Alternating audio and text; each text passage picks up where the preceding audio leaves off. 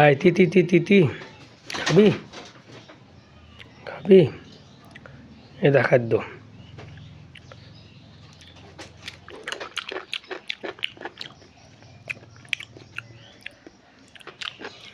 ছাগলগুলো কী করে তাকিয়ে আছো খাদ্য খাবা তোমার তো খাবার দিলাম এখন লাঞ্চ শেষ এখন বিশ্রাম করো আবার কিছুক্ষণ পরে এর যে 3টি বাচ্চা এখানে 2টা এখানে 1টি এটি হচ্ছে সবচেয়ে বড় পণ্ডিত আয় আয়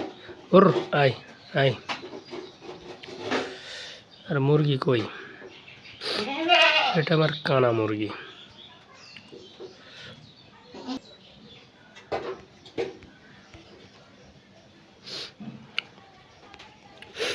আম খেতে হইবে লবণ